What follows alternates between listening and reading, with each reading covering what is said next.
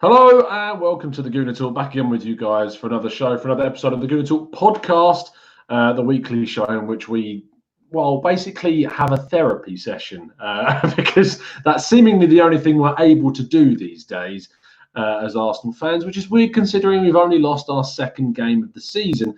But we're going to go into this hour of chat and try to look at what might happen. I was going to say what might the positives be, but I struggled to get that sentence out because there isn't too many right now. But there is a couple of positives, one of which is we got a completely new debutant on the show, which I'll come on to in a second. But first off, Ola, good to have you on, mate, as always. How you doing, pal? Thank you very much for having me. I mean, I would have gone to see my shrink today, but instead I got you. So I'm going to unload on you guys today, man. Shower shit, mate, but we'll talk about it.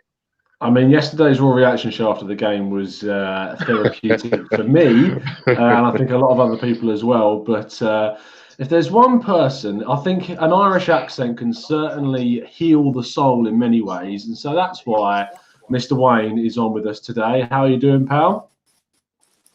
Yes, Tom. Yes, it's going to be an interesting one tonight. You know, it's actually a funny fact that you mentioned there that it's only been the second loss of the season, but it just feels like such a worse season. You understand? Have Dave on the show. He's been ripping it up in the U team apparently. So, it's nice to see him get his first team debut, and we're looking forward to hearing and seeing Glenn take his career to the next level. It's all about giving youth a chance. I mean, look at him. It's ironic. It's ironic considering the fact that he's got his own AFTV show, yet you're calling the Gooner Talk. It's coming. It's coming. He's here. Glenn, how you doing, mate? Pleasure to have you on. All right. Let me get that over with, Tom. Thank you so much for having me on your show. Okay, I've been called many things in my time on this planet Earth, but young debutante, never. B, Irish guy whose name I forgot. What's your name? Wayne. Wayne, I don't have a career. I'm a retired guy in New York that's just having fun with this toy called the internet. I'm not asking anybody to subscribe to me or any shit like that. I'm just having fun and completely honored to be on shows like this, Tom. Man. I appreciate it. I'm going to enjoy this hour, I think. I mean, usually we have an eccentric, good word, American on Mike, is eclectic. And Mike obviously brings that sort of corner. So a little bit more dose of American. You're New York born and bred, right? Yes, yes. Are you trying to drive away every listener right now, Tom? No, it's just that when obviously I was in New York earlier this year and I joined up with Mike, and I don't know if you've ever been to the Renaissance Hotel is it the Renaissance Hotel? I think it is in Times Square. No, I haven't been to the Renaissance, but I've been to the Renaissance Hotel. Yes. Okay, I'm joking with you. No, I've never been there. Tom, I'm going to give you here. Glenn, I was actually born in Ireland, but I was actually raised in New York. Believe that? Oh, I was. Wow. Yeah, I moved straight to New York when I was a kid. I lived in Whitestone. I actually lived in Manhattan, and then moved across to Whitestone in Queens. And I still have relatives over there, and I would visit them whenever I can. But I spent many a summer in New York, 8-10 weeks at a time. But it's my second home. Well, that is absolutely lovely. Right, let's get cracking. Because small world, but you wouldn't want to paint it. It is a small world, you're right. And it's so small that we can condense it down to one night at Bramall Lane, which isn't so great and makes this world look a little bit worse. But we're going to try our best to muddle through the events that happened on Monday evening. Glenn, I'm going to start with you, mate. Can I just get your initial Raw reaction from yesterday's game? Okay, well, right after the game, I was Bruce Banner into the Hulk. But after a few hours, when it's something controversial or horrific like yesterday's game, I try to look at it from both sides. And I tried to look, at the positives with Unai Emery, and that took about 5 seconds. He's good with the kids, apparently, and I forgot the other one. That's how trivial it was. I think he can only take us to a certain point. I don't want him fired. I'm not an Unai out. I think he deserves the rest of the year, but I don't see anything from him that makes me want him past this season. Starting 11s are always timid. His tactics yesterday, my God, they were going wide and creating 3v2s, and Emery didn't do anything to stop that. It was a very frustrating time, and I am really tired of Unai Emery. And I think he's that elevator that doesn't get us to the top floor, and we need to possibly move on. Yes, we're definitely going to get into an Unai Emery in, out, shake it all about sort of discussion a little bit later on today. But you asked me, Tom, I'm sorry to interrupt you, but you asked me about the game. And this game, you look anywhere on social media or television, it's Unai Emery. So that's why I brought it to him with your question about the game. I don't see how you can talk about the game without talking about Unai Emery. And that's why he's on our thumbnail and in our title, because it's splurged all over yesterday's performances, the failings of that Spaniard. And Ola, I'll come into you next, mate. I mean, for me, the biggest sort of explosion on social media came from the lineup decisions that he made and certainly talking about people expected Tierney to play, people sort of expected a more positive midfield than the three midfielders that we saw get fielded yesterday. And also, obviously, Lacazette started from the bench. Some people might have said that, well, he's had enough time to come back. Maybe he should have started. And Ozil, once again, completely nowhere to be seen, even after a big cry for help with an interview with David Ornstein. What was your reaction when you saw that lineup get posted on social media? I mean, how do you polish a turd is how you start this conversation here, because you look at it, the substitute. I mean, the selection was wrong. Tierney has been free throughout the whole international break. And you keep thinking to yourself, okay, Kolasinac has gone on international duties. Tierney stayed behind. All the performances we've seen him in, say, Europa League that he's been involved in, he's been superb. And then you're thinking, surely we're going to see Tierney, maybe a little bit too early for Bellerin, but surely we're going to see Tierney. And with the Bellerin situation, I understand it. Look, Chambers has been doing well. I actually in my opinion, I thought Chambers was probably the best player last night. Oh, see, that's risky. Moving away from that, yesterday's show and got absolutely pelted for that. It's all about opinions. It's all about opinions. This is what I saw with my eyes, and that's how I read the game. But when you look at why Kolasinac played yesterday, I keep thinking to myself, why is this guy doing his best to piss everybody off? Why is this guy doing his best to wind people up? Because it's almost like, people, look, this Arsenal are so active on social media. They know what everybody's saying. They know, because when they want us to vote for Aubameyang and vote for Guendouzi, and they want our attention, they put the things out there. So they know what social media is saying, right? And to not play Tierney yesterday, I thought that's knocking down the guy's confidence in a way. And to me, Ceballos as well. I don't know why he didn't start. I thought Ceballos should have. If he's on the bench, you've got to start Ceballos. I don't know why Ceballos didn't start. And those two, I thought, would probably have made more of an impact in the first half, attacking, and maybe would have created just that little bit more chances to try and get a foothold in the game in the first half. But we didn't. And Willock got subbed at half time. That's saying something. And like you said, substitutions all wrong again.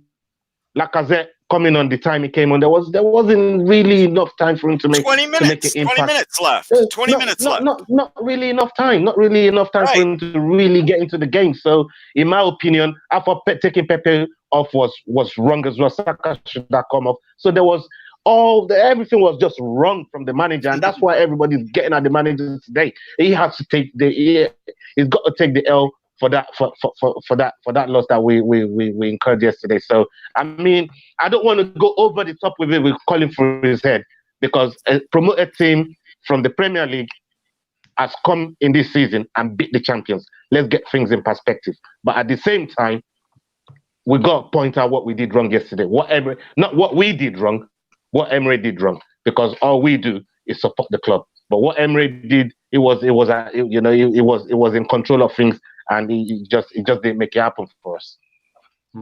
Wayne, I mean, forgive me if I'm wrong, but I am doing an Arsenal podcast, right? Because I'm watching a team each week go to teams that we would describe as lesser than ourselves, with no disrespect to them, but we describe them as smaller clubs. And we're going there and we're giving them respect. We're letting them play their game. We're letting them come on to us as much as possible. Why is it you think that Emery has decided to go with this strategy of allowing other teams to play their game and hit them on the counter, which for me has lessened the amount of chances we create in games hugely? You there, Wayne? Oh, sorry, I thought it was just a little bit glitchy there. Well, I tell you what, I was watching the match last night, right? It didn't take too long for Sheffield United to develop the confidence that any team needs to push themselves from like sometimes if you can suppress the very, very beginning, it dulls their confidence and it keeps teams on edge. Liverpool have been and Man City have been exceptional at doing that. Even Spurs maybe over the last 2 seasons rather than not this season, but just suppressing teams from the very, very beginning, pressing them hard, not letting them and imposing themselves more so on the opposition rather than letting the opposition even develop themselves, and grow into the game. Sheffield United last night, they had within 10 minutes their options in midfield were just everywhere. They were picking up simple 10-yard passes. We hadn't got the players to track them because we didn't know what we were doing in the midfield. They were finding lads in pockets all over the pitch. And the problem was when we did get it back and we decided to, make our way forward with it. If you notice, and when we were heavily reliant on wit for the first 75 minutes, heavily reliant on wit. And when you see the likes of Pepe getting the ball out wide, as soon as he gets it, he's got a fullback on top of him. He's also got a supporting full. They had like a midfielder turning into a supporting fullback, so there was 2 on it, and a centre half in behind him as well. They had 3 men over every time, and then we switched the ball over to the far side. They had the same. They had a corresponding 3 men on the far side. We could not break it down whatsoever. Every time that we got in behind, it was from Pepe. Just a little moment of brilliance, a small, quick, subtle movement, a nutmeg, something that allowed him to run at them. Those were the chances that we were able to create. But they were only down to moments of individual class that was able to break beyond the lines. But as far as Sheffield United went, and you're right there, because Unai Emery does invite teams.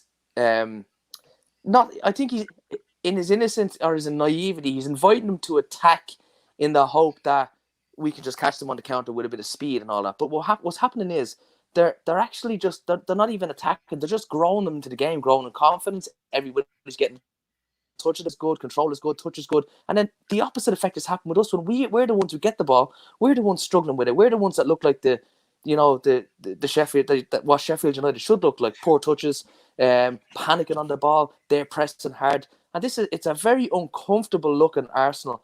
We never tend to look comfortable on the ball anymore. There was a time where we could pass away out of any situation and get beyond any press. Now we can't even get out of our own half. We're actually going backwards in our own half the time, and it's an absolutely desperate state of affairs. Because I'm gonna be straight. Like, I know we're gonna talk about Emery and all that, but this guy has got to go. Like, if he's on the verge. Like, I know you can say he's lost 2 games. He pulled a Harry Houdini against Aston Villa. He should have been in real trouble after that game. He's had numerous chances. He had enough. He was in such a great monologue. I'm sure we'll get Wayne back as soon as possible. I'm assuming his laptop's just thought, no, I've had enough of you talking, mate. I'll let you go. Glenn, I did want to sort of come on to what Wayne was talking about, the fact that, and I tweeted out what he said about the space that was not afforded to us in wide positions was so. Oh, Wayne's back. Maybe we could get him back into. Are you there, Wayne? Yeah. You cut yourself off. No, I didn't. I tell you what it was. I don't know what it was. It was just a little technical glitch. But as I say, like, we've had enough chances to win matches and close the gap in the league when others have faltered around us, and we've actually just completely, consistently made an absolute balls of it. Like, and it's so frustrating that I don't see any way out of it, because we really have a good core of a good side there, some excellent players. And for me last night, when I looked at the lineup last night and I saw, like, don't get me wrong, I'm a fan of Saka and I'm a fan of Willock. I'm also a massive fan of Guendouzi as well. Now, I thought Guendouzi done great last night. I thought he was exceptionally best player in the park for us. But you know, between him and Pepe, but Saka should not have played that match last night away from home against Sheffield United. The kid's 18. Like, you need some sort of experience, you know, when they're going to come in and be physical and press you. It's like he was just absolutely bustled out of that game last night. It was just not. He should have come off at half time, in my opinion. Willock came off at half time, rightfully so. But Saka should have been off at half time himself for you know, Ceballos should have been on, Lacazette should have been on earlier. And where was Rob Holding even in the squad last night? Was Bellerin not? Would Bellerin not have been there? No. Was he not? Would he not have been due to be in the squad there at this point? I mean, there's been another 2-week break with internationals. Tierney should have played.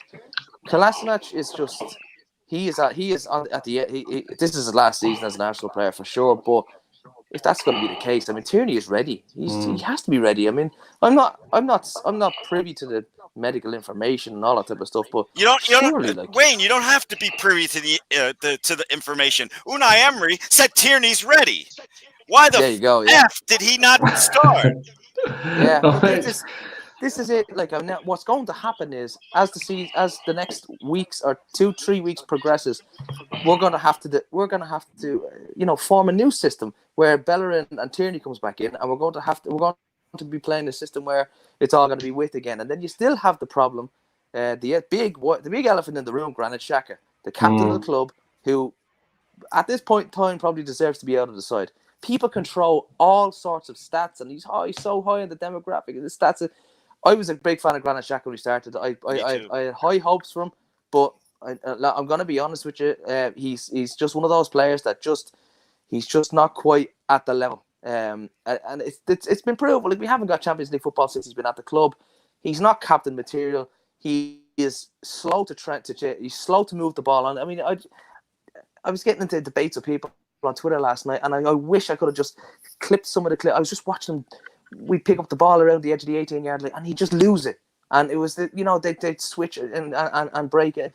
Little things like that is where a man like him in his position should be able to have a really high ball retention under pressure. Remember, Moussa Dembele would for Tottenham. He just wouldn't lose that ball when he was under pressure. Like, he could back himself into a player. Xhaka just doesn't have that physical clout. Like, he doesn't have the clout in his head to be able to say, okay, if I get pushed over, I'm going to draw a foul. He's prepared to lose the ball rather than be foul. You know, he just doesn't have the cleverness as a player in his position should have. Guendouzi, the opposite. Brave, runs with the ball, makes forward passes. Everything is direct with him, and he's not afraid to take on players. He saved us a couple of times when he was the last man yesterday after corners. He was excellent. He's just shown Granit Xhaka a clean pair of heels, and he's 3 or 4 years younger than him. But Tom, I'm going to be honest, I don't know what the hell is going to how our side is going to develop this season, even when Tierney and Bellerin comes back, because yes, they're great players. They're going to come in and obviously be an advantage. But I mean, the problem is our midfield. We need to have Lucas Torreira in the midfield alongside Matteo Guendouzi. I just cannot see another midfield partnership that is. Guendouzi has to be on the side. There's no doubt about it. He's better than Xhaka, so he has to play. And Torreira is our only outlet for somebody who breaking down play when we do lose it. Xhaka doesn't do it. He just fells. Yeah. No. So what are you going to do? Like, I think Guendouzi is, ironically, he's a headache as a player, because for me, we should be playing with a more proactive, protagonistic midfield, like you're saying. That is clearly the problem. When you play Guendouzi, he's sort of in that middle ground. He's someone who can do both jobs. He's a box-to-box midfielder. He can drive the ball forward. He can play balls in behind. He can also get back and drop deep when he needs to. You then got next to that Granit Xhaka, who, for me, whilst I defended him to the hilt on several occasions in the last couple of years or so, my patience has run out with him. For me, he doesn't offer enough to change how we play, and he basically will give you the same performance every single week, which will be spreading the ball wide, left and right, taking a shot from outside the box here and there, and maybe making a couple of odd mistakes here and there. And as you say, he's not good enough to be a consistent performer for Arsenal at this stage that we need them to be. You've then got the issue that you need to have at least one defensive player in that midfield because our defence is so fractious and it makes so many small and annoying errors that you need to play someone who's got a defensive mind. For me, as I agree with you, Wayne, it has to be Torreira. And then you've got a situation where you've got Guendouzi and Torreira as a midfield sort of pivot, and then a number 10 or a slightly deeper number 8 in Ceballos or Willock. But in a perfect world, or Ozil, of course, in a perfect world, we would have the opportunity to play with a more progressive style. But because our defence is so weak, we are reliant on playing a more defensive. If you look at Liverpool, that defence last night was so weak. But I mean, the first choice defence, obviously Tierney, Holding, David Luiz, Bellerin. It could change things. Even with Xhaka in the side, I do not. But I wouldn't imagine we are going to be at full throttle, 100 miles an hour until we get Granit Xhaka. I don't mean to be bad here, but the only way he's going to come out outside is if he injures himself or gets suspended, and then we see Torreira in there. Madwire one in the chat said it's still so defensive, and talking about playing Guendouzi, Torreira, and either Ceballos, Willock, or if you play Guendouzi and Ozil up there, they call that midfield defensive. Yeah, I think it's because Guendouzi is such a sort of middle ground player. I think it is balanced. It's going to be interesting. I want to sort of look at Sheffield United themselves, Glenn, because whilst we can say that we had a really poor performance, I thought Sheffield United were brilliant, it has to be said. Like, defensively, they were solid. They were good getting out from the back. In that last 20 minutes where we thought we might be getting a chance to equalise, we created nothing. They actually created more chances in those last 20 minutes than we did. Chris Wilder has done a fantastic job at Bramall. Love him. How much of this result of losing 1-0 at Sheffield United is down to Arsenal, and how much is it down to Sheffield United playing softer part? Like in any case, I think it's a little bit of both because Sheffield United has not lost a game by more than a goal in over a year. Mm-hmm. So they're doing something right over there. Best defensive record behind Liverpool. Oh, there you go. And the other thing is Unai Emery and his lack of tactics and his lineup selection. He tried to do what he got away with so many times last year, which is screwing up that first 11 and then fixing it at halftime. He brought on Ceballos this time. Didn't work. We hear that, Unai Emery, and this is why I'm turning on him big time, but I don't think he should be fired. We hear how, he's all about playing on the wings, says Tierney's ready, and instead we get Kolasinac. It's not like Kolasinac had a terrible game, but that's what Unai Emery's all about, the wings. He tells us Tierney's ready, doesn't play him. Why wasn't Ceballos in the starting 11? I heard the away fans chanting about 15 minutes into the game, where is Ceballos? I was like in love with every single one of them. So, Tom, there's no simple answer. It's a little combination of both because Wilder is a terrific manager. I forget the name of the team that he really made his name on when they had no money, they couldn't pay the players, and he still motivated them to win. I can't remember the name of the team, but gonna research it. But Wilder is a terrific manager. But this is if we had if Arsenal had a different manager. That was more proactive, and we should have won that game. Bottom line is both teams try their hardest. Arsenal wins. That's all I got to say. No, that's fair enough. I've just seen an amazing comment in the chat that says, new listener, hi everyone watching the program. I'm Derek from Africa. It's this bit I love though, particularly in Zambia. He's particularly in that part of Africa. That's a brilliant English. Thank you for tuning in, Derek. He says, I don't see Arsenal playing UEFA Champions League next season under Unai. Can anything be done before it's too late? And Ola, that's sort of the next part of where I want to take this conversation. It was always going to be the elephant in the room. It's not. It's a giant elephant, pretty much taking up all the space because it's the only thing to really talk about considering these performances. It's a bottom line answer. Do we get rid of Unai Emery now before it's too late, or do you give him the time to make a change? And I saw a comment earlier on in the chat saying, "Lovely getting Ola and Glenn on. It's going to be interesting seeing these two clash." So, Ola, what do you think? I see why everybody wants the guy out now, but I don't think personally, I don't want him out just yet. I still think he's got 9 lives and he spent maybe 7 of it. There's still 2, and that 2 could get him out of jail. I think if he gets us into Champions League, which is got 2 ways to do it, either go through the top 4 way, which I would prefer, or the Europa League, but fell flat on his face last season. So I think he deserves a chance to make good on that, because that's mainly the reason why we brought him in the first place, to get us into the top 4, especially through the Europa League. And I think, you know, he's got both chances now. He's doing well in the Europa League. What I don't understand is how his games, his style of play is so scintillating to watch in the Europa League, and come to Premier League games with almost the same level of, because I wouldn't say Sheffield United is better than Eintracht Frankfurt or, you know, some of the other guys that we've played. So in my eyes, I think we're playing the same sort of level of opposition, and we're playing 2 different kind of football. I don't get it. But at the weekend, that's the problem.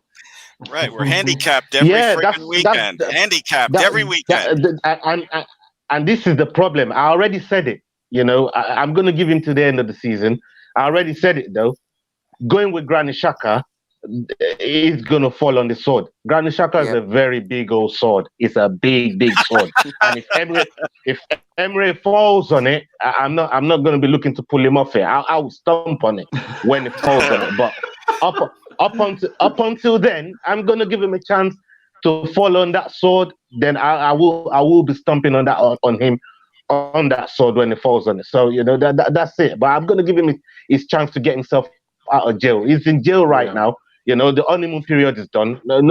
People are starting to question him. And, you know, let's see if he can get himself out of jail. Yeah, well, my new bar for Unai Emery, for me not, you know, wanting him to stay, is 3rd place, no 4th place.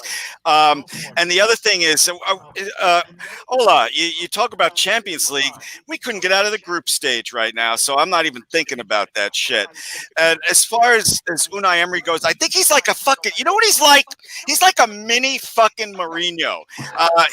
His mouth, his tactics get him in trouble, except it's the reverse with players. He's good with the young players, and he sucks with the superstars. I'm telling you right now, Unai Emery has a fucking expiration date, and it's at the end of this season. I think it would be foolhardy to fire him now. But you know what?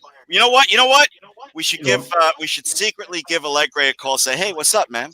What are you doing? What are you doing? For me, it's an interesting. The Allegri one's really intriguing though, because I've seen what we've got available to us in Emery, and it's someone who's more we have to say more defensive than Arsene Wenger was. But we're looking at this being as not really progressing Arsenal with this style. Would Allegri come in and progress this team with this current crop of players? I'm not sure if he would or not. Trust me, I'd take him in a heartbeat, because I think it's an upgrade on Unai Emery and he's available. But is he the person that's going to take us forward as the Arsenal free-flowing football that we know we need to be playing and we want to see playing? It's a real tough one. He did it with AC Milan when he had his when he was there. So it's not all true defensive football with Allegri, you know. The key thing that I want to see from a manager coming into the club is something that Guardiola has, and I'm not talking about just Guardiola, the world-class manager of all his amazing tactics. But you look at the team that he's got at City. He builds a team with depth. He builds a team with no loyalty. He doesn't stick to specifically 1 or 2 players. You see Aguero taken out. You see David Silva or Kevin De Bruyne rotated, because there's no person in that team that is safe to a rotation. Now, there's too many players that are Arsenal that have too much comfortability in their position. Even with Kieran Tierney coming in, Kolasinac still looks comfortable. Granit Xhaka is a moot point of this, because we know how comfortable the guy is in this team. And there was players under Arsene Wenger that got too much leash week in, week out, were never replaced. He kept too much loyalty with them, left them in the side for too long. Even players like Iwobi, who I liked, but he didn't take them out of the limelight, or he didn't give them enough rest at certain periods. And we're seeing that possibly with Saka now. Really putting a lot of pressure on the young kid when maybe we should be seeing a little bit more rotation. And for me, that is the type of manager that I want, is someone that comes in, has no loyalty to specific players, brings players in, yes, that are his players that he has signed, but at the same time rotates. People are not safe no matter what their position is, whether you're Aubameyang or whether you're Martinelli. No one in this team should be safe, and that competition should breed success. Real quick. Tom, I want to ask the question. I want to ask a question of the host. Did I hear you say you don't believe this Arsenal team is deep as far as in terms of I think it's deep in terms of the frequency of players we have. The strength in depth, I think there's a big drop off from the experience of the youngsters. All right, one other question for you, and then I'll shut up. You don't get away. Would you fire Unai Emery in mid-season, or do you think you should wait till the end of the year? If you said it's between sacking him now or sacking him at the end of the season, I would choose now. Personally, would be my choice. Wow! And I'll tell you for why. Whoa! Tom is Emery out. I'm shocked. Oh my day! I hope you done a good job there dragging it out. Wait! I hope you didn't think you were going to get away doing an hour without admitting that. Were you going to eventually tell us? Yeah, I've said it. I've said it on yesterday's show. I said that I would move him on now. That's where I'm at. And in the chat box, people have asked the question. People in the chat have said, "What would you do with him?" And I've said that I would let him go now because I think that I said it on yesterday's show. We're at a period in time in the season where we can afford to make this decision. We've got a number of fixtures leading up to the Man City game where they are favourable. We've got fixtures against teams that we can beat and can pick up points against. The only team that I can see as a real issue, I mean, it seems naive to say the only team, but I'm speaking sort of like just looking at the fixtures, is the Leicester away trip. The other games that I can see is picking up points in those. And if you are to make a change now, up until the next international break in November, I think it gives a good opportunity for that new manager to come in. Do I think that decision will be made? No, I don't. And now, Wayne, I would like you to be let off the leash and give us your thoughts. I love that. I would imagine that, right? Let's say, take for example, if you imagine yourself in the dressing room right there at the moment, right? Let's say, for example, you take one player, take Mesut Ozil at the moment, right? It's clear to everybody that they do not get on. Right, but the polar opposite of that is that we know that Mesut Ozil, when he's fully firing as a player, is a fantastic asset to have. He is very much a luxury player, but we have a couple of options in his position, which suits us right now. But I mean, it is always nice to have a luxury player, you know, in those home games, because we know we don't even turn up really away. But in the home games where we maybe are 0-0 against a Sheffield United at home, and he's the type of player to make the break. The problem is there could be more, and it looks to me as if there is more players that are a little bit frustrated, and maybe they're not quite on the same wavelength as the manager. Now, that said, if Emery was to be let go mid-season, and somebody like Freddie Ljungberg comes in, who is obviously an Arsenal legend, he has fantastic credentials as an Arsenal man. You would hope that people like Ozil would, flick a switch and come back to life again, hopefully. And maybe Freddie could make some decisions, i.e. taking the Pep route where he might rotate more players, take Xhaka out, put some, just try different things that might be something might click along the line, because that's what I'd be hoping, that a fresh approach and a fresh view that a new manager would bring. And also the galvanizing effect it could have on the squad, who possibly in the majority, we don't know if it's a majority or minority, that they might not agree with Emery. They might want him out. They might say, Jesus Christ, I'd love to have Freddie here as the manager. Look at him in training every day. Look at the way he operates. Look at the way he talks to you. And look at him.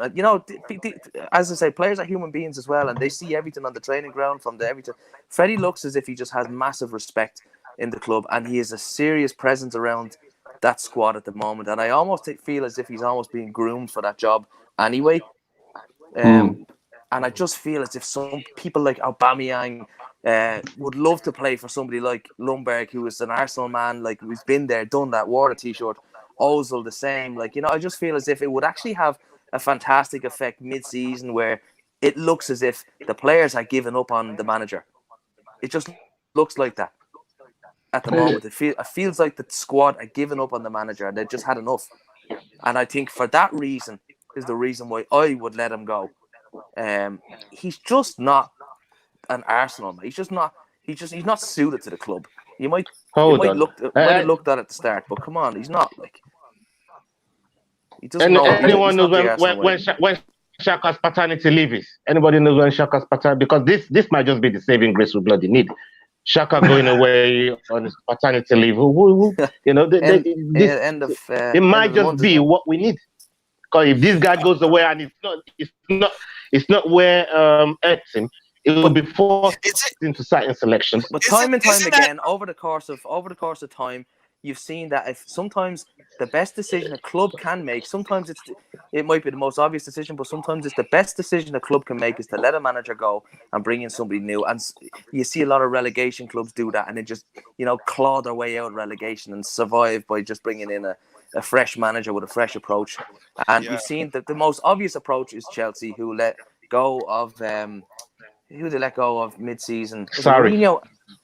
No. Mourinho and Di Matteo won the Champions League.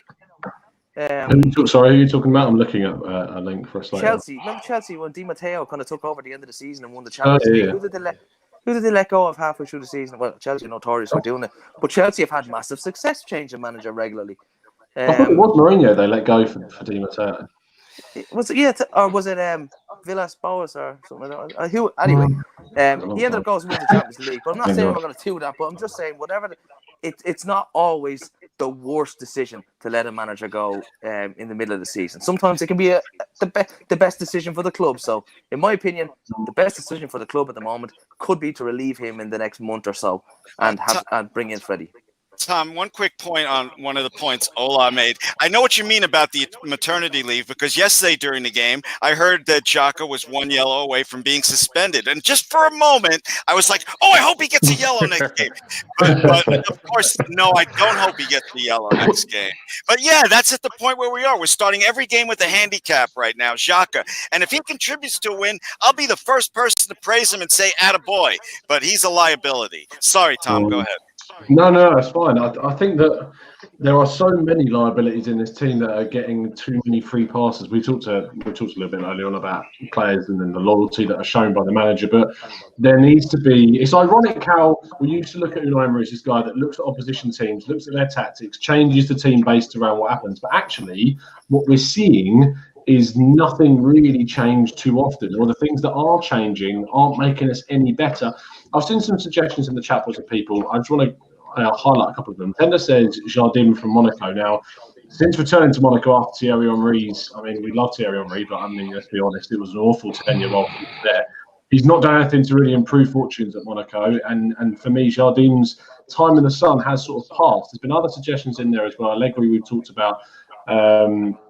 There's the guy at River Plate that was suggested to me by someone. I can't remember his name off the top of my head, but he was one.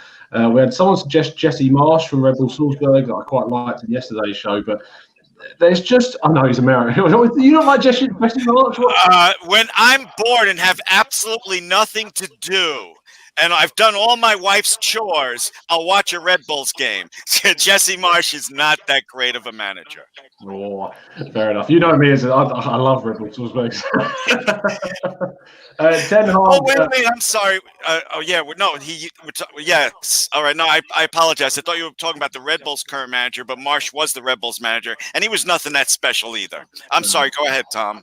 In the chapels, we had Ten Hag from Ajax as the Ajax coach. He's definitely someone that is certainly pulling up trees in the Champions League last season. Couldn't quite get to the final, but he's done really, really well. There are loads of options. Blue Whale says Simeone. I doubt that he would leave Atletico. But I just think that there are issues beyond just Unai Emery in this side that we have covered. But there's sort of this odd situation where we've got this game in the Europa League on Thursday against Vitória, and we're going to see a team go out there that are effectively our second string side. Now, this second string side, when they play with so much more freedom and so much more movement and tenacity and drive, and they create so much more than our first team does. Ola, I'm going to come to you, mate. Is there an argument to say that more of these guys in the second, I'll say second string because there's players like Tierney and Villa that are in there, but is there an argument to say people like Martinelli, people like Tierney, people like Joe Willock getting possibly more minutes in the first team, people like Martinez, Are there arguments to say that these people should be getting more time in the first team because of their performances in Europe? I think they should, because when Emery showed up, the team was built on meritocracy. So if you're doing well in certain competitions, you get in. If you're performing crap, you get dropped. And that's how we saw the likes of Ozil that started to get wind of the team slowly but surely. So in my opinion, I think it needs to go back to that. When people ain't really pulling their weight, you need to start dropping people. As Xhaka, as I don't think he played that badly yesterday, but he's still the first on the list because it doesn't really affect the game like it should. And Leno as well, you got to start asking questions, because that goal, I watched it back about 4 times, and I'm thinking to myself, why are you pushing that Moussa? Who the hell is this Moussa? I don't know who this Moussa is. We give this guy a go. Yeah. Santa Claus business. You say, who the hell is this guy? I don't know who he is. But Leno seems to know who he is, because he pushed him away. He didn't call no defender to come and stay in between them and keep that distancing. And Shaka's keeping him on. And you're thinking to myself, what's going on here? It's diabolical. There's no command in that box from Leno. And I think actually Martinez does a lot more commanding in the box than Leno does. And he knows when to go long. All this playing out of the back business. Hit the ball long. Put Aubameyang in. Try and put Pepe in behind. Do that. But because they know he wants to play out through the back, being too comfortable. Leno was another one. He's just I don't understand it. He doesn't come out. He doesn't fill me with that much confidence. And I did like him, but I'm starting to lose faith in him. And players like Martinez should start making them. They should be knocking on the manager's door, saying, "Look, I provide more confidence for the back four and more consistency." Exactly, he's been keeping clean sheets as well. So I don't see why it shouldn't be. He shouldn't be in the frame to go into the first team. There's no reason why he's been that comfortable. And for me, I think Martinelli as well worked really, really hard, and he should be competing for somebody's space like Saka. So there's some of those guys that you mentioned definitely should be knocking on the first team door.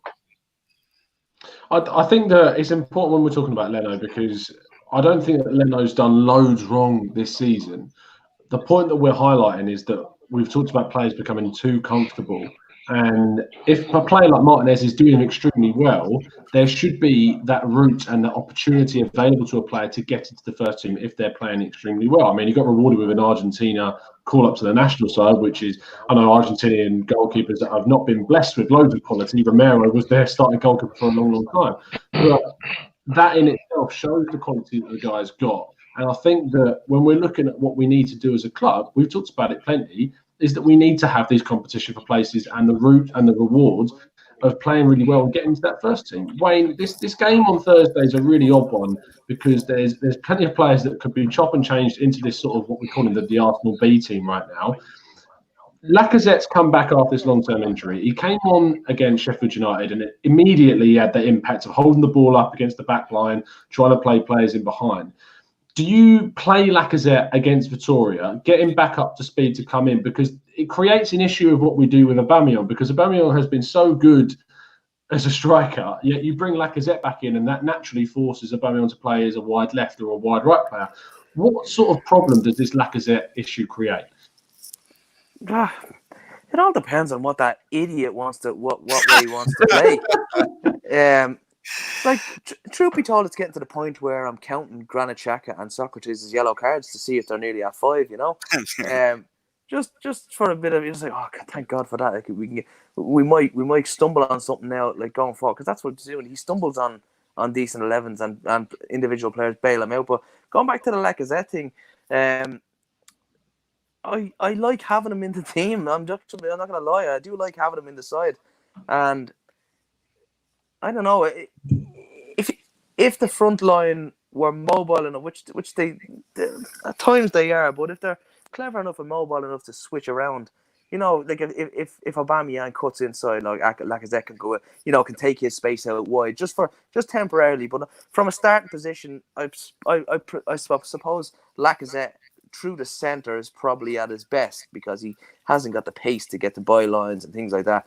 Whereas Aubameyang as an outside left, he doesn't tend to essentially play outside left until the ball is on that side of the football pitch. But if the ball is over on the right hand side, he is cutting into a kind of a coming in around the back, or he's got the cleverness to find space inside the box. So I'm not too worried about him being a little bit wide and playing Lacazette through the middle. It's other areas where we have more of an issue than worrying about where to put Lacazette and Aubameyang. Now, those guys will do the business. They're smart enough. They have been in that position before, Tom, where they've been on the pitch plenty together and they've both scored and there's been assists and they've played well together. So I'm not too worried about how those two guys can combine in whatever capacity, whether one is out left and one is up front or vice versa. It's the other areas of the pitch I'm worried in. And I've no doubt that the team we put out on Thursday night would probably beat that team that played Sheffield United, comfortably. And that's a big worry that we're only sitting here in a podcast, Tom, and we could, I don't know. I mean, like, I just don't see how he consistently is able to choose those lineups week in, week out. I don't know what he's got available to him. I'm not privy to the fitness end of things, as I said, but I know if he's claiming that the likes of Tierney is available, but yet he's not playing them, so he's playing Kolasinac for a specific reason. Now he's playing, so he's playing Kolasinac for a reason. And Maitland-Niles is obviously out of the side, so he's playing. He was playing Callum Chambers at right full, who did not combine whatsoever with Nicolas Pepe, who individually on his own was fantastic, but yet got no support out wide from Chambers. Like, I don't think I saw Chambers overlap him once. And when he did, it was all static passing. He could, you just see a different player with Bellerin in there. You see a player who can take on a player who comes with a late run, who's timing his runs to perfection. That system, Chambers isn't that type of player. Whereas when Chambers played in the Europa League a couple of weeks ago, centre half alongside Rob Holding, he looked a completely different player. You put up Chambers against a little nippy winger, it's game over. He's just not that type of a fullback. Where he did okay, he did okay, I have to say, but he got no support from Pepe most of the game. But I don't know even when we get Holding, Luiz, Bellerin, Tierney, and at this point in time, I'd even give Leno a bit of a rest out of the team and put Martinez in, and put that back four in Guendouzi, Vitória. We're calling out an ideal 11 as just Joe Soaps here, but I guarantee to you, we will not see that starting 11 once this season under Unai Emery. Not once will that 11 start a match. And that is a sad state of affairs that we're all screaming for it as amateurs here on the podcast, screaming for it, and fans of the club. And the manager, a guy you'd expect to know more about football than the average guy, just doesn't do it, just doesn't see it. It's in our heads. I said it at half time. I tweeted out and I was like, we all know that he should be making a more instinctive change, and I suggested bringing Lacazette and Tierney on at half time. I said that I know that. A lot of other people know that, but does he? And the answer is no. Or he does, but he's got that stubborn sense that he wants to try and stick with it. A very Arsene Wenger-esque thing to do. Happy birthday to the guy, by the way. And in terms of like the team that, in my head, I mean, I'll run through the team that I would play. Very obviously, I'd be going with. I'd still go with Leno at this moment in time. I don't think that he's done enough to say that he should be superseded. Yeah, he's a very Shea Given kind of a goalkeeper, isn't he? Excellent reflex of pouring the ball. Exactly, yeah. I'd go with Leno, I'd go with Bellerin, I'd go with Holding and David Luiz, I'd go with Tierney at left back, I'd go with Torreira, Guendouzi and Ceballos in midfield, and then Lacazette, Alba and Pepe up top. Yeah. That's what I would go for. I think that there are still issues with that, and I think that is down to personnel. I would then wait for January. I'd go into January. I'd buy a top class defensive midfielder. I'd buy a top class centre back to then replace Torreira and a centre back. Torreira for me is a really odd player because obviously he didn't even come on the pitch yesterday. He's one of the weird ones because he's sort of like, I don't know whether he wants to be an out-and-out CDM. I don't know if he wants to be a centre midfielder or whether the manager wants to play him there. Well, that's where he plays for Uruguay. Yeah, he played. I was about to say it's where he plays for Uruguay. It's where he played for Sampdoria in a very confined diamond formation at Sampdoria. It's where he started playing for us. Exactly, it's where he started playing. That's where he started playing for us. But he's just sort of not. He's not an Emery player. He's not the physical, tall beast on the pitch that Emery wants. He wanted Nzonzi and he got Torreira, which is completely the other end of the spectrum of that type of midfielder. Yeah, I think he was happy to take Torreira out of the team and leave him out. Yeah, he was. And that's clearly fair. It is a huge shame. I think that as soon as he got that red card in the Spurs game, he just sort of looked at him differently after that game. He was playing every week in, week out up until that point. And that red card really sort of just changed things. I'm not sure why, but it did. And now we desperately need. I don't think that Torreira is the answer to all our defensive midfield problems. I don't think he is. He's a better option than what we have. Exactly. God. All right, tag me in. I can't take this anymore. I want to be tagged in. First of all, why are we even having a discussion about Leno backing up 2 minutes, where my head almost exploded hearing you guys talk about that? He's going to be a very, very good goaltender, one of the best in the Premier League. To talk about Leno after last night's game is like your house being on fire and saying, "Oh, we got to mow the lawn." Give me a break with that shit. All right, tag you back in. Go ahead. This is great for Glenn. Glenn is like the voice of everyone in the chat that they're like desperately trying to get out the screen. No, I didn't want to interrupt anybody, and my head was going to explode. What you're here for. It's what you're here for, Glenn. You've got a voice. Okay. Well, I'm really good at being rude. Just ask my wife. Okay. I see your point on Leno, and that's why I still put him as my starting. I use Leno as the example as someone that, as Dwayne said, is comfortable, and we know that. I just want there to be some form of accountability for every single player on that pitch, be it the goalkeeper, be it the striker. That's where I was going with the Leno thing. In terms of where we move forward, because we're rounding down to the last 5 minutes or so of the show, is we've got a game against Vitória, and then we return to the Premier League again. And I want to know, Ola, in terms of your Thursday prediction, we'll go around for the Thursday prediction and then we'll come on to the weekend. What is your prediction in terms of some surprise selections for the team? You don't have to go through the whole thing, but some surprise selections for the team and who you think or what you think the score will be. I'd like to see Martinez getting the two fullbacks. I like to see Lucas Torreira, Ceballos start, and Lacazette definitely should be starting. And I'll go with a 3-0 victory. 3-0, doing so well in European League, and we still got firepower. So yeah, 3-0 win. Glenn. Okay, I don't give a crap who the hell we play in the Europa League. I want Unai Emery to play whatever lineup in the Europa League will equal us playing our best 11 when we go back to the Premier League. Are we going to win? I don't know. 4-1. That sounds good. But whatever lineup gets our best 11 into the Premier League, start that Thursday. I mean, I can't disagree with you, mate. I can't. You're not saying anything that's wrong in my head. Wayne? Another clean sheet for Bobby Holding, and you're looking at probably if you have Bellerin and Tierney on the pitch, I can't see anything other less than an 8-0 win. No, I'm joking. 4-0. I'm sorry, you playing FIFA 20 there? What was that? No, 4-0 win, clean sheet for Bobby Holding. Good stuff. And it's a shame because we're only going to be seeing Bobby Holding in the Europa League, and he should be starting in the Premier League. It's Crystal Palace. Crystal Palace is the home game at the weekend. Another Sunday kickoff because of our Thursday night involvement. Ola, prediction, and what would your message be to Unai Emery going into that game? Zaha is coming to bend you over. That's my message.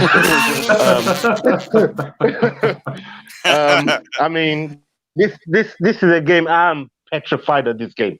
I'm so scared. We shouldn't. As Arsenal fans, Arsenal Football Club, there's a time where this game, you never worried about these sort of games, and now I'm petrified because I don't know what's going to happen. I don't know what Unai Emery is going to do. I don't know who he's going to pick. I don't know if he's going to, set line minds on himself in the dressing room before he comes out. There's so much to worry about. But, optimism is the hope that kills you. And I still hope we're able to go out there and get a win, even though, and I know you're going to this game, Jesus Christ, I don't know why you're doing it. But I'll say 2-1. Narrow victory, 2-1. Okay, that's what I said against United. Glenn, thoughts, message to Emery, and a prediction, please. Okay, Ola. First of all, without hope, what do we have? Especially with Emery as our manager. Message to Unai: stop being your worst enemy. I mean, he's burying himself. That's basically it. And as far as Zaha, let me preface this by saying Zaha gives 10%. Zaha gives 10% of his salary to charity. He's an outstanding human being and a terrific footballer. But I'm not worried about him because we now have VAR and he can't cheat to beat us. So I say 3-1 to the Arsenal. Even VAR is against us. but saying that, I think it is a fool's game to predict an Arsenal score before seeing what Unai is going to put out there. But I'll say 3-1 since I'm on the spot. I think that it is a fool's game trying to predict before he puts the lineup out. But I think his lineup's so predictable these days. We're going conservative. We are. Wayne, message to Unai and a prediction, please, mate.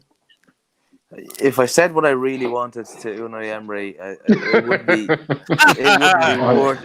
I'll leave that for another day. But, please, Wayne! I have never met an Irish person afraid to speak his mind. I'm not afraid to speak my mind. He's pushed the button there. All right, wait! Can I unpush that? Can I unpush that button? I want to unpush that button. I'm gonna be straight with you, right? I can't see. We're at home on Sunday, yeah. Yes. Yeah, we're at home on Sunday. If he loses on Sunday, which I think there's a possibility he could draw or lose on Sunday because that's how bad it is. He mightn't see Monday morning as an Arsenal manager. Wow! And I won't shed a tear if that happens. But I think we should give him till the end of the year.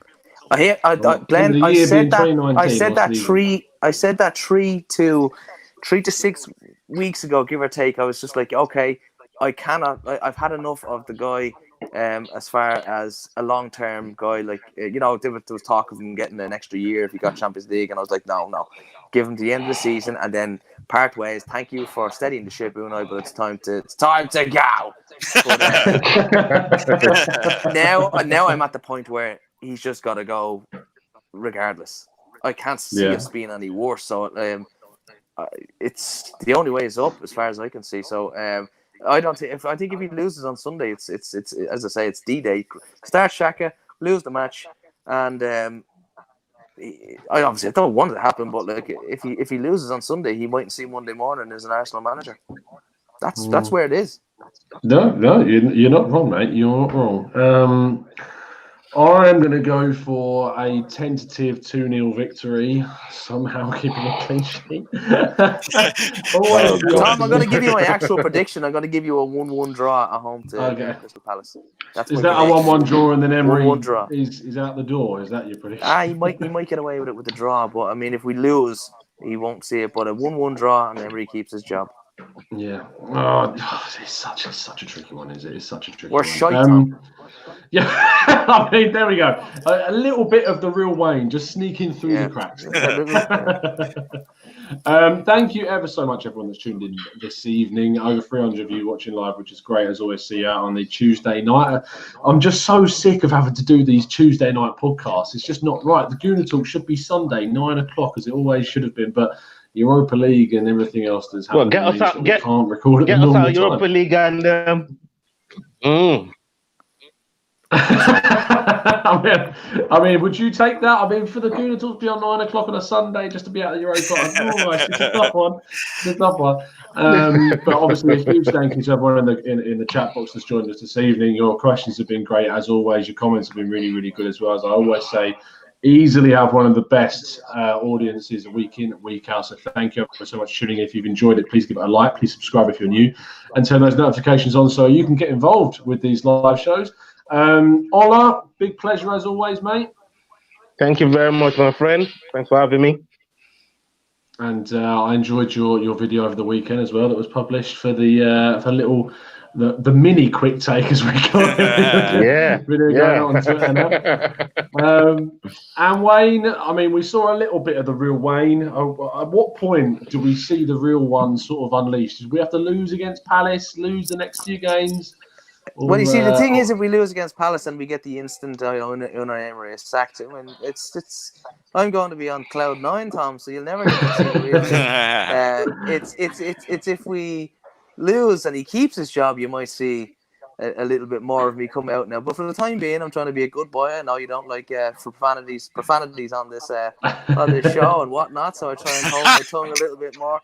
So I try to play. I try to play the game, play ball. So that's all good, but we're in a bad place at the moment, Tom. I know we're spoiled as Arsenal fans. We've had a great last 2 decades and whatnot. We expect an awful lot more of the club, and when we spend the money we do and we have the players that we have, it's only right that we expect the traditions that Arsenal built with the club.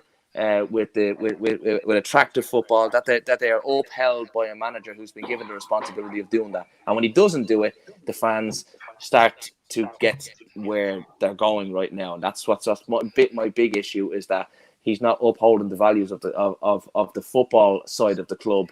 And the worst thing is that he has the players to do it. Yeah, he does, and he's just not picking them. And I think this has been one of the most eccentric debuts we've had on the show. Thank you. Eccentric. Tom, no, seriously, Tom, thank you very much. I hope through my eccentricity, I made a couple of points that were worthy of your amazing show. And just let me say something. I realize that you work hard, and it's difficult with all these running games because you're a perfectionist with the show. That's one of the reasons I am such a huge fan. But count your blessings, my friend, because when you have teenagers, if you rewind this show a half an hour, you'll see my teenage son walking behind me in his underwear because he forgot something, and it gets a lot harder. It gets a lot harder when you got teenagers, so be careful what you complain about, my friend. Right, I have 30 teenagers every single hour for 6 hours a day. Yeah, but your classes don't walk behind you in your underwear, and they're not from your gene pool.